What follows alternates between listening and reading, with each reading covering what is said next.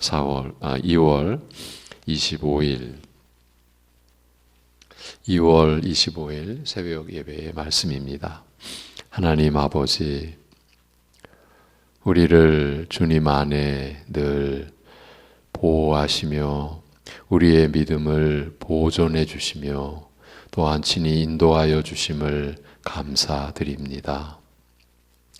우리의 생명이 하나님에 의하여 지켜지고 또 영원한 생명으로 새롭게 하여 주신 그 은혜 안에서 오늘도 우리에게 주어진 한날임을 우리가 기억하고 하나님께 감사함으로 이 하루를 시작하게 하옵시고, 우리가 오늘 하루 살아가며 겪는 모든 일 안에서도 우리를 지키시고 친히 인도하시는 주님을 늘 바라보고 어떤 상황에서도 주님을 의지하는 감사함과 주님으로 인하여 즐거워하는 심령으로 주님 앞에서 살게 하여 주옵소서. 예수님의 이름으로 기도합니다. 아멘. 어제 제가 본문을 잘못 소개해드려서 죄송했습니다. 에베소서입니다. 다시 한번 에베소서를 보고 가겠습니다. 에베소서 5장,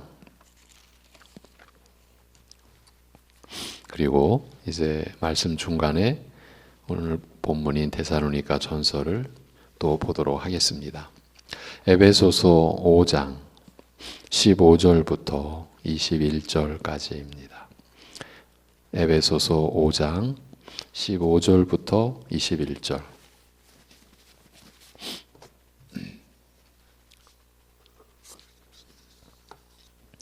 (15절부터입니다) 같이 보시겠습니다.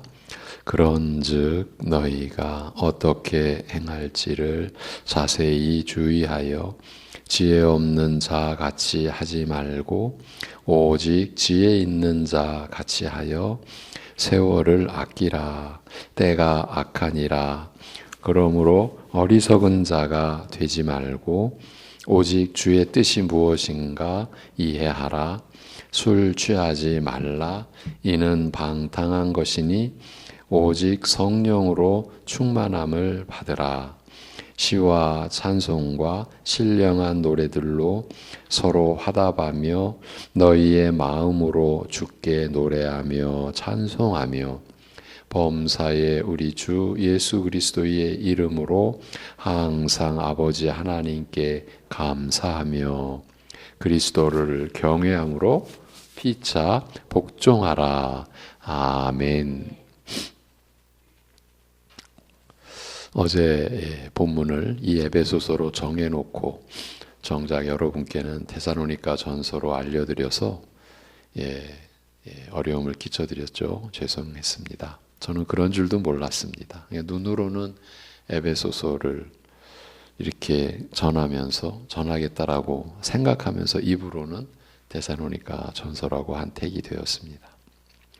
항상 기뻐하고 쉬지 않고 기도하고 범사에 감사라는 말씀과 연결된 에베소서를 통해서 말씀의 은혜를 나누고자 한 것입니다. 오늘은 정리만 하고 다시 데살로니가 전서로 옮겨가겠습니다. 핵심만 전하겠습니다. 지혜 있는 신자는 주의 뜻을 이해하는 자요. 이러기 위해서는 성령으로 충만함을 받으라는 말씀입니다. 성령으로 충만함을 받는다는 것은 주 예수 그리스도와 그의 말씀과 그의 은혜로 충만하여지는 것을 가리킵니다.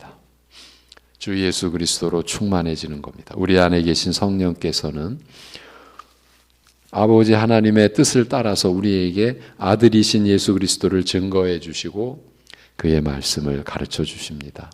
성령께서는 이를 위해서 우리에게 오신 것입니다. 그리하여 성령 안에서 그리스도에게로 그 중심이 모아진 우리 신자들은 하나님을 찬송하며 하나님을 영화롭게 하는 일에 서로 연합하게 되고 나아가 범사의 그리스도의 이름으로 항상 아버지 하나님께 감사를 드리며 그리스도를 경외함으로 피차 복종하게 되는 것입니다. 우리 신자들의 삶, 꼭 믿음으로의 삶을 이렇게 정의할 수 있다고 했습니다.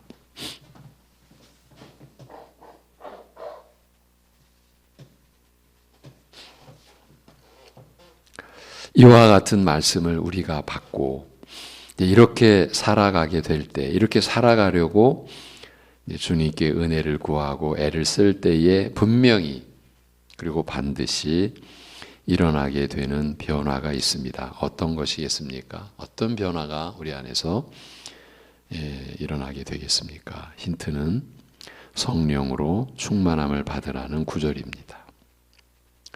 그리고 어제 이 구절과 성령으로 충만함을 받으라는 이 구절과 짝이 되는 한 구절을 제시해 드렸습니다. 예수님께서 하신 말씀인데요. 너희는 날마다 자기를 부인하고 자기 십자가를 지고 나를 따르라고 하신 말씀입니다. 이제 정리해 보지요. 내가 나의 주인 노릇하고 내 중심으로 내 생각대로 살아갈 때에는 무슨 수를 써도 어떤 노력을 기울여도 우리는 성령으로 충만함을 받을 수 없습니다. 내 주관과 내 생각과 내 뜻대로 아무리 기도하고 기도해도 그건 성령의 충만함으로 이어지지 않습니다. 바로 이 점이 어제 나눈 말씀의 요점이었습니다. 성령 충만함을 받아 하나님을 영화롭게 하고 또 하나님을 즐거워하고 모든 일에 아버지 하나님께 감사드리며 피차 복종하여서 서로 사랑하며 사는 것은 자기가 부인되고 자기 십자가를 지는 일이 있지 않고는 절대로 불가능한 것입니다. 가장 우리에게 근접한 신뢰를 증거로 제시해 드린다면 자기가 펄펄 살았는데 피차 복종하는 게 가능하겠습니까? 서로 사랑하는 게 가능하겠습니까? 그러니까 우리가 그리스도만을 바라보지 않고서는 안 되는 일이라는 말입니다. 그리고 바로 이것이 성령으로 충만함을 받은 상태인 것이고요. 그리스도만을 바라보는 거죠. 이게 그리스도의 충만함이죠. 성령으로 충만함을 받은 상태인 거죠. 어제 이런 내용을 나눴습니다. 그래서 간단하게 이렇게 정의해 드렸습니다. 성령으로 충만함 받기를 원하신다면, 그렇게 충만함으로 사시기를 원하신다면, 그러면 내 자신이 나서지 않으면 된다고 했습니다. 내 자신이 스스로 나서지 않고 주님만을 바라보고 주님만을 의지하시면 된다는 그런 뜻입니다. 어제 나눈 내용입니다. 그 유명한 성령으로 충만함을 받으라고 하는 사실은 그 말씀이 우리에게는 너무 많은 오해와 혼란을 겪는 구절이 됐다라는 점도 한편에서는 짚어드렸습니다. 그런데 또 한 가지 놀라운 사실이 있습니다. 에베소서의 이 부분이 데살로니가 전서의 내용과 놀랍게도 일치합니다. 에베소서에서는 성령으로 충만함을 받으라. 그리고 범사에 우리 주 예수 그리스도의 이름으로 항상 아버지 하나님께 감사하라. 이렇게 기록되어 있습니다. 그런데 데살로니가 전서에서는 범사에 감사하라. 이것이 그리스도 예수 안에서 너희를 향하신 하나님의 뜻이니라. 그리고 그 다음 구절이 바로 성령을 소멸치 말며 이렇게 이어져 있습니다. 내용의 배열의 순서만 다를 뿐, 이 배열의 순서만 다를 뿐, 그 안에 담겨 있는 의미는 크게 다르지 않을 듯 싶습니다. 이제 데살로니가 본문으로 돌아가겠습니다. 데살로니가 전서를 에베소서 뒤에 데살로니가 전서 5장 보시겠습니다. 데살로니가 전서 5장 16절에서 19절까지만 보시겠습니다. 16절에서 19절. 데살로니가 전서 5장 16절에서 19절.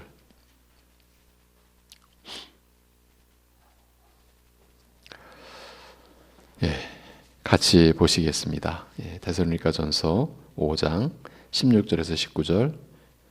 항상 기뻐하라, 쉬지 말고 기도하라, 범사에 감사하라. 이것이 그리스도 예수 안에서 너희를 향하신 하나님의 뜻이니라. 성령을 소멸하지 말며. 아멘. 범사에 감사하라는 말씀을 놓고서 에베소서에서는 성령님에 관하여 앞에, 이 데살로니가 전서에서는 성령님에 관하여 뒤에 바울 사도는 이렇게 기록했습니다. 그런데 에베소서에서는 성령으로 충만함을 받으라. 긍정적인 관점에서 성령으로 충만해져라. 이렇게 했고, 데살로니가 전서에서는 성령을 소멸하지 말며 이렇게 부정적인 관점에서 기록했습니다. 소멸하지 말라는 것은 불을 끄지 말라는 뜻입니다. 불을 끄지 말라. 어떤 한글 번역본에서는 그래서 성령의 불을 끄지 말라고 한 곳도 있습니다. 아예 이 19절을 성령의 불을 끄지 말라. 그래서 이 구절을 성령의 특별한 은사, 곧 신유, 방언 같은 것을 경시하지 말라는 식으로 이해하기도 합니다. 그렇지만 우리는 그렇게 보지는 않습니다. 이런 면에서 성경 말씀을 본래대로 바르게 이해한다는 것은 결코 간단치 않은, 쉽지 않은 일입니다. 늘 겸손히 은혜를 구하며 교회의 역사 속에서 베푸신 하나님의 은혜를 살피는 일을 게을리할 수 없는 이유가 여기에 있습니다. 늘 정통 신학의 토대 위에서 신앙 고백, 곧 교리를 지키는 일의 중요성을 간과해서는 안 됩니다. 이걸 간과하다 보면 그냥 자기식으로 믿게 되는 겁니다.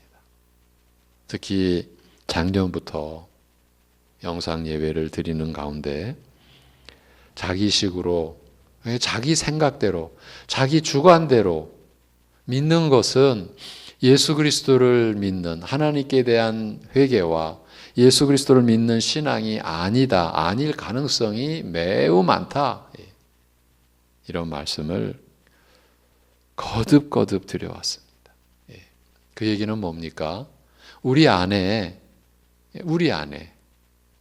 교회 안에 그런 모습이 있기 때문인 거예요. 19절을 특별히 은사와 관련하여서 해석하는 것을 우리가 받아들이지 않는 이유는 두 가지로 볼 수 있는데, 먼저 본문의 맥락에서는 성령의 은사를 다룰 수 없다는 점 때문입니다.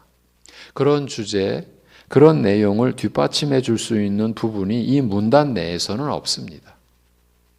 여러분이 앞뒤를 보시면서 확인하시면 되겠죠. 또 하나, 더 근본적인 이유는 직역하여 성령을 끄지 말라고 한 것을 성령께서 하시는 일과 그 역사를 끄지 말라, 덮어버리지 말라는 뜻으로 이해할 때 그 일이란 어제도 강조해 드렸던 내용이 나와야 하는 것 때문입니다. 어제 우리가 어떤 부분을 우리가 확인했습니까? 그 일이란, 어제도 강조해 드렸던 그 내용이란 어떤 것이었습니까? 곧 그리스도를 증거해 주시고 그의 말씀을 풀어주고 가르쳐 주시는 일입니다. 이 일로 성령께서 우리에게 와 계신 것입니다. 그러니까 이 일을 끄지 말라. 즉 성령께서 그리스도를 증거하시는 일이 우리 안에서 불일듯 일어나는 것을 끄지 말라, 덮어버리지 말라라는 뜻입니다. 달리 설명드리면 우리 신자로 하여금 그리스도로 족합니다. 그리스도의 은혜로 족합니다. 그리스도로 충분합니다라고 고백하게 하시는 성령의 역사를 회방하지 말라. 그 일을 막지 말라. 이런 뜻입니다. 어제 수요 예배의 본문인 히브리서에서 본 대로 하면 우리가 평생 내내 믿음의 경주를 할 때에 그리스도에게서 한시도 눈을 떼지 말라고 한 그런 말씀을 막지 말라. 그런 말씀의 이해를 회방하거나 가리지 말라. 이런 뜻인 것입니다. 성령께서 우리 안에서 행하시는 가장 중심되는 일은 그리스도를 증거해 주시는 거예요. 그리스도를 의지하도록, 그리스도를 믿도록. 우리가 우리의 일상 속에서 주님을 의지하고자 하는 그러한 마음이 일어나는 것, 그것이 성령께서 우리 안에서 역사하시는 바로 그 순간인 거예요. 그리스도에 대한 믿음을 늘 보존해주고 일깨워주고 불일 듯 일어나게 해주시고, 이게 성령의 역사인 거예요. 성령의 은사를 특별히 유난히 강조하는 이들은 신비주의의 위험성에 늘 노출되어 있다고 볼 수 있습니다. 우리가 골로새서를 본문으로 주일 말씀에서 신비주의의 위험성을, 예수 그리스도 없이 하나님께 나아가는 거예요. 이거는 교회의 가장 치명적인 잘못인 거예요. 수년 전에 저희 이제 교단의 신학교 한 교수님이 이렇게 말씀하셨어요. 근데 그분은 우리 교단에서 지금 유행되고 있는 어떤 그 프로그램을 좀 연구해 달라. 그 프로그램을 연구한 결과, 그때 뭐 알파라고 하는 그런 그 프로그램이었던 걸로 아는데, 그래서 우리 교단에서는 다 정리를 했어요. 정죄를 했어요. 우리 교단에서는 할 게 아니다, 이렇게. 그거를 공부하시면서 이분이 그 지금 몇십 년 동안 한국교회 안에서 일어나고 있었던 여러 가지 무슨 전도 프로그램이나 교회 부흥과 관련된 프로그램을 그분이 연구를 하시게 된 거예요. 그 결론, 신비주의의 아류들이다. 그러니까 신비주의의 옷을 갈아입은 거예요. 그래서 이름만 바꾼 거예요. 참 무서운 결과죠. 이 알파라고 하는 무슨 교회 내 양육 프로그램이나 전도 프로그램이 영국에서 시작됐어요. 영국 교단에서는 2년 안에 이건 잘못되었다라고 결론을 내렸는데, 우리나라로 건너올 때는 그 나라의 교회 내에서 정리한 것은 싹 빠지고 방법론만 들어온 거예요. 근데 방법론이 들어올 때는 그 방법론을 만들어낸 구조도 그 본질도 따라올 수밖에 없잖아요. 우리가 그런 잘못을 저지르는 거예요. 제가 그 내용을 보면서 저도 깜짝 놀랐어요. 다 신비주의의 본 모습을 숨겨놓고 겉으로는 이렇게 저렇게. 여러분, 이 신비주의의 위험성에 늘 노출되어 있다. 성령의 은사를 특별히 유난히 강조하는 이들은 늘 유의를 해야 됩니다. 이들은 늘 그런 은사를 구하면서, 성령의 특별한 은사를 구하면서 어떻게든 자신들이 그런 은사를 소유했다는 증거를 찾는 데에 혈안이 되어 있는 거예요. 눈에 불을 켜고 찾고 또 찾습니다. 그런데 본래 은사는 선물입니다. 이것이 하나님 말씀의 근본입니다. 선물입니다. 말 자체가 그런 뜻입니다. 그래서 고린도전서 12장 3절에서 11절 가운데 이제 부분적으로만 읽어드리면, 은사는 여러 가지나 성령은 같고, 그러니까 성령께서 베풀어 주시는 것이에요. 각 사람에게 성령을 나타내심은 유익하게 하려 하심이라. 그러면서 각 사람에게 나타내 준 성령의 은사를 열거한 다음에 이 모든 일은 같은 한 성령이 행하사 그의 뜻대로 각 사람에게 나누어 주시는 것이니라, 이렇게 되어 있어요. 성령께서 자신의 뜻대로 각 사람에게 나누어 주시는 것이 은사, 곧 선물입니다. 이것을 달라고 구하고 찾고 한다면 어찌 되겠습니까? 주일 말씀 때도 이 점을 확인해 드렸죠. 그러면요, 그걸 달라고, 그걸 구하고 그거를 찾는다고 하면 그때는 은사, 곧 선물이 아니게 되는 것이에요. 달라고 해서 받는 것은 선물이 아니지 않습니까? 욕심이 커지다 보면 이런 기본 이치도 생각 못하고 깨닫지도 못하게 됩니다. 그래서 교회 안에 어느 시대나 이런 이들로 인한 혼란이 야기되어 왔습니다. 이들의 시작은 거창합니다. 많은 사람들이 몰립니다. 어쨌든 눈에 보이는 기적과 이사가 나타나는 것처럼 보이니까요. 실제로 그렇기도 하고요.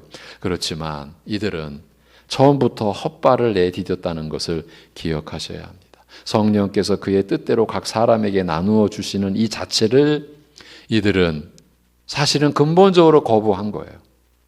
그리고 자신들의 뜻대로, 자신들의 열망대로, 자신들의 열심대로 자신들이 받아야 한다고 그렇게 믿고 또 실제로 그렇게 받은 것으로 여기고 있기 때문입니다.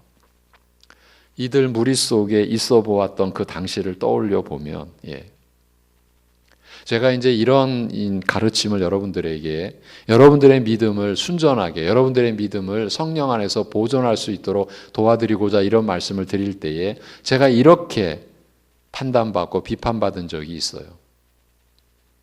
아예 제 앞에서 그렇게 비판을 했어요. 목사님은 그런 걸 모르니까, 해본 적이 없고 경험이 없으니까 너무 한쪽에 치우쳐가지고, 우리 교인분들은 다 아시죠? 제가 다 드러내어 여러분들에게 알렸으니까요. 여러분이 경험한 것보다 훨씬 더 많은 것을 경험을 했어요. 아예 이런 무리들의 어떤 교주의 자칫 잘못하면 후계자까지 될 뻔했어요. 제가 자신을 너무 높였죠. 실제로 그랬었어요. 제가 그런 테스트를 받고 있었어요. 이렇게도 저렇게도. 그 안에서, 이런 신비주의자들 안에서 시체말로 미친 듯이.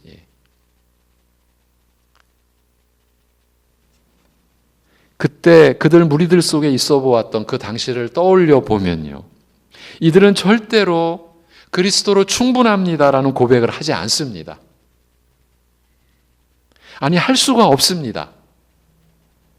이들의 신학과 교리가 구조적으로 그렇게 할 수 없게 되어 있습니다.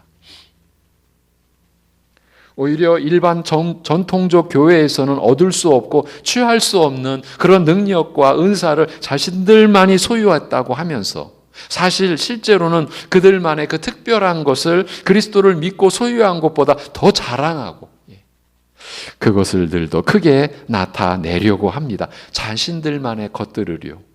여러분 생각해 보십시오.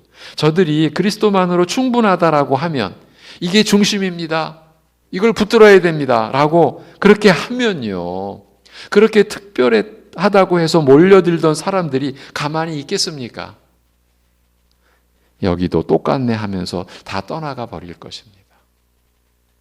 그래서 여러분, 우리가 이런 전통 일반 교회에서 하나님의 말씀으로 신앙생활하는 것을 정말 귀하게 여기고, 저는 이제 죽다 살아났으니까 기본적으로 그 고마움을 더 아는 거예요. 이 귀한 거를 아는 거예요.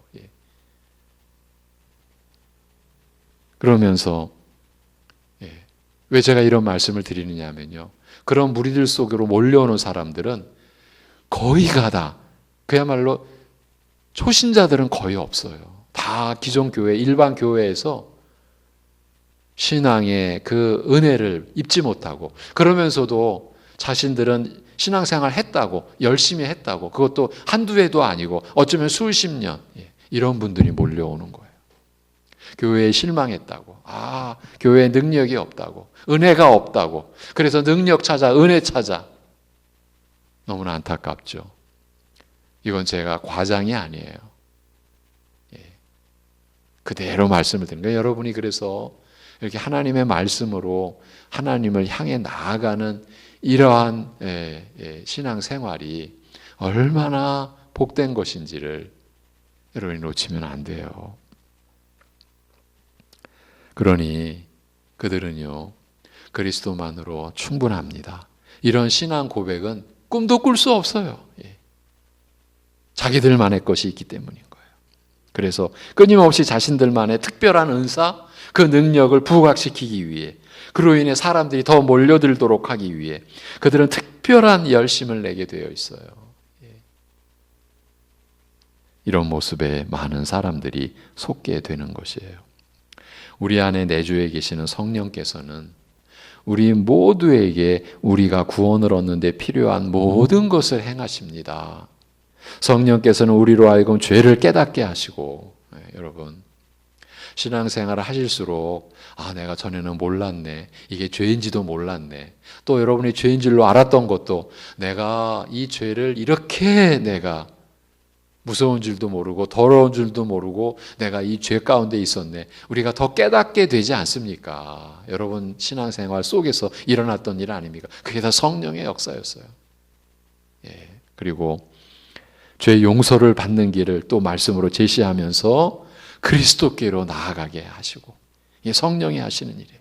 그리스도께서 행하신 일을 또 받아들이게 하시고, 그러니까 그리스도께서 내 죄로 십자가에 못 박혀 죽으셨다. 이게 성령께서 여러분에게 일으키신 믿음의 내용인 거죠. 그래서 하나님께 대한 회개와 그리스도에 대한 믿음이 우리 안에서 일어나도록 이 성령께서 역사하시는 거예요. 그리고 그 은혜로 살아가는 것도 성령께서 우리를 주관해 가시는 거예요. 그래서 로마서 8장에 우리는 빚진 자로 돼. 누구에게? 성령께. 더 근본적인 역사는요, 이걸로 끝난 게 아니에요. 더 근본적인 역사는 우리가 하나님의 부르심을 따라 그리스도에 대한 믿음을 갖게 되는 어느 시점에 곧 우리가 알지 못하는 사이에 성령께서는 우리로 하여금 주 예수 그리스도와 연합되게 하시는 거예요. 그래서 우리의 절대적 신앙 고백, 그리스도와 함께 죽고 그리스도와 함께 다시 살리심을 받았습니다. 우리는 거듭났습니다. 우리는 새 생명, 새 사람, 새 본성을 지녔습니다. 이런 고백을 할 수 있게 되는 게 성령께서 그리스도와 하나 되게 하신 거란 말이에요. 이것을 복음서에서, 그리고 사도행전 1장에서 십자가에 못 박히사 죽으시고 다시 살아나신 예수 그리스도께서 성령으로 세례를 베푸시는 것이라고, 그렇게 사도행전 1장 그리고 사복음서에서 다 이걸 가르쳐 주셨던 거예요. 복음서가 이 말씀으로 시작하잖아요. 그래서 세례 요한이 나는 물로 세례를 주거니와 내 뒤에 오시는 분은 성령으로 세례를 베푸실 것이라고 선포했던 것이에요. 이게 세례 요한의 선포예요. 회개하라, 천국이 가까웠느니라. 그리고 죄사함의 회개를 얻기 위해 그 이스라엘 각지에서 몰려든 사람들에게 요단강에서 그는 선포합니다. 나는 물로 세례를 주거니와 내 뒤에 오시는 분, 나는 그의 신발끈을 풀기도 감당하지 못할 그런 분이 오셔서, 메시아가 오셔서 성령으로 세례를 베푸실 것이라. 사도행전 1장 이 말씀으로 시작하는 거예요.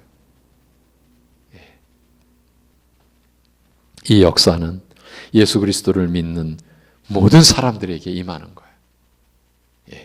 어떤 차별도 없어요. 여러분, 이 믿음의 내용이 갖춰져야 돼요. 성령의 역사에 대하여 차별하는 그런 신앙, 그런 교회는 지금 너무 위험한 지경에 놓여 있는 거예요. 이렇게 예수 그리스도를 믿는 일이 이렇게 복되고 이렇게 신비로우며 이렇게 깊고 풍성한 의미를 지니는 것이에요. 여러분이 주 예수 그리스도를 믿습니다. 나의 구주로 믿습니다. 이 신앙 고백이 이렇게 영원을 우리에게 보장해 주지 않습니까? 방금 이런 고백과 진술도 성령께서 이해와 깨달음을 주시지 않으면 아무도 지닐 수 없는 것이에요. 오늘 정리하자면 성령께서 우리로 하여금 그리스도에게로 나아가게 하시고 그 안에서 죄사함 받은 확신에 이르게 하시고 그리스도의 은혜로 족한 것을 깨닫게 하시고 더욱 그리스도만을 바라보도록 하실 때에 우리는 이제 감히 항상 기뻐하고 쉬지 않고 기도하고 범사에 감사함으로써 그리스도 안에서 우리를 향하신 하나님의 뜻을 이루어 드리게 되는 것이에요. 그래서 사도는 성령을 소멸하지 말라고 권고한 것이에요. 바울의 중심에는 그리스도밖에는 아니 계신 거예요. 다음 시간에 이어가겠습니다. 하나님 아버지, 우리의 믿음으로 가는 길을 말씀 안에서 성령으로 인도해 주심을 감사합니다. 우리가 때로는 이 믿음을 떠나 일탈하여 곁길로 옛길로 돌아간 적이 한두 번이 아님 또한 고백합니다. 그럴 때마다 오래 참으심으로 긍휼을 베풀어 주심으로 우리로 하여금 또 책망하여 주시며 그 죄를 깨닫도록 하여 주시고 그 찌르는 아픔 속에서도 우리를 사랑하신, 우리를 살리시려는 하나님의 열심, 하나님의 은혜인 줄 알고 돌아온 우리들 이제 지켜주시고 믿음의 길에서 떠나지 않게 하시고 우리 눈에 좋게 보이는 것, 말씀의 내용 없이 근거 없이 무엇보다 더 우리를 충만하게 할 것 같은 거짓 것에 그 사단의 역사 속에 우리가 이제 휘둘리지 않고 휩쓸려 나아가지 않도록 우리를 붙잡아 주옵소서. 우리가 상상하는 그 이상의 어떤 유혹이 우리에게 임하더라도 우리는 말씀으로, 성령께서 깨우쳐 주시는 말씀의 은혜로, 말씀의 진리로 오직 주님만을 따라갈 때에 성령의 충만함을 받는 것이 날마다 내가 부인되고 자기 십자가를 지고 주님을 따르는 것임을, 내가 살아있는 것이 아님을 늘 그렇게 고백하고, 그래서 주님의 겸손과 온유함을 닮아가며 오히려 나를 내세우지 않고 오직 주님만이 거룩히 여김받기를 원하는 간절한 소원으로 우리가 살아갈 수 있는, 오늘 하루도 그러한 믿음으로 우리가 살아갈 수 있도록 우리를 인도하여 주옵소서. 모든 것을 주님께 의탁하오며 우리 주 예수 그리스도의 이름으로 기도하옵나이다. 아멘.